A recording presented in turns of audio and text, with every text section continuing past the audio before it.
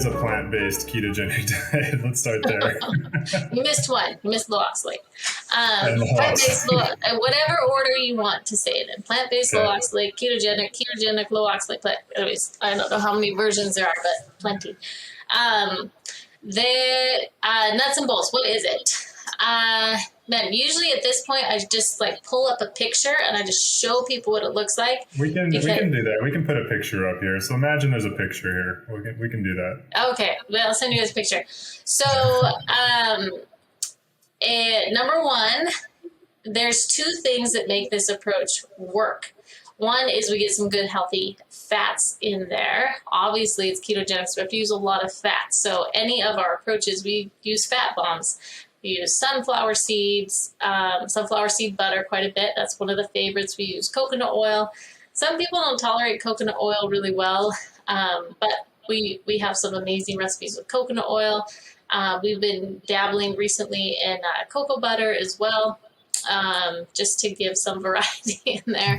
But so that's obviously healthy fats is foundational. How you're going to include fats. The second part of this plant-focused ketogenic diet is less meat. So if you're going to pull meat out, what are you going to put instead? Because you can't put a whole bunch of beans in there, because that's a lot of carbohydrate that's going to knock you out of ketosis. You can't put overwhelming amounts of nuts in there because we got oxalates in there. So what are you going to put in there? So we use, to make the diet palatable, we usually do about 1 serving a day of an animal protein, sometimes 2. Otherwise, we're using smart low oxalate brands of soy. We use a lot of vegetable sources of, we'll use like cauliflower. We have some really good cauliflower steaks. We use some mushrooms as well, eggplant. We have a lot of different ways that we make the diet very plant focused. We do use some eggs, some full fat dairy. We tried doing it 100% vegan and it didn't work. And I didn't even think it was a good diet. I was like, I don't think we even have a full nutrient profile. So use a bit of eggs and a little bit of full fat dairy, but we're careful on the quantities of those because the tendency of most people when you go towards a ketogenic diet is be like, as long as I'm in ketosis, it doesn't matter. Mm-hmm. And then they load up on eggs for breakfast, cheese for snacks, and then they'd have chicken with a salad for dinner. And that's a whole bunch of protein. If your kidneys aren't working well, that is a lot of toxins that you have to filter that are not going to go well. So we've cut that back, and we add tons of fats. We use a little bit of olives, we use avocado, we use flax and flax bread, all of those things to make it work. It's a beautiful diet. It's colorful. We use fruit in it. I know some people are shocked. A ketogenic diet with fruit, but we can fit in pineapple. We can fit in berries, and it makes it very well-rounded. Okay, third piece real quick is there's a lot of fiber. The fiber is like the clincher on this diet because it allows us to expand the amount of carbohydrates. So we use net carbs. So the amount of carbohydrates minus the fiber is your net carbs. So we're really focused on high fiber foods. How can we fit that in? Because it allows us to get people in ketosis on a higher level of carbohydrates, which means we can get more vegetables in there and some fruit. Okay. So how are people tracking all of their intake? Well, for people that track, they track in Cronometer. Most people track. And I don't know if I'm supposed to say this or not, so you can cut it out if I'm not supposed to. Dr. Thomas Wines does not track on Cronometer. He does not like to track. But most people track. He's following the protocol himself, so he can give us feedback.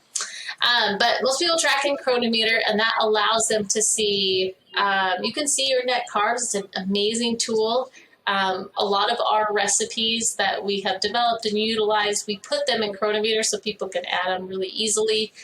So it makes it really fast. They can do it on their phone. They can do it on their desktop. The other thing is that Cronometer allows you to look at your renal acid load, so you can see how alkaline your diet is, which is a huge component. It does not track oxalates. And anyone who's going to actually track numerically the oxalates in their diet, personally, I think it's insane because you can't even guess where oxalates are at. I think they are crazy, crazy anti-nutrient or whatever you want to call them out there. But so we teach principles of oxalate management, not necessarily specific gram levels that people have to get to. Yeah, I mean, the oxalate's really challenging because the data just is not really, it's not really out there, like good tracking of it anyway. You're going to have to guess for the most part for a lot of things. Yeah.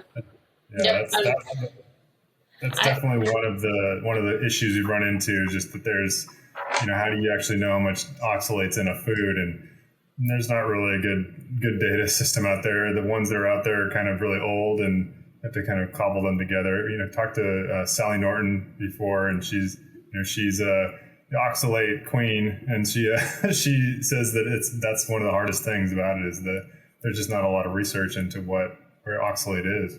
Yeah, that's true. And, it changes, like it can change by where the food is grown. And so if you obsess about the grams of oxalates in your diet, it's probably going to be wrong anyways. So it's good to understand the principles of managing it.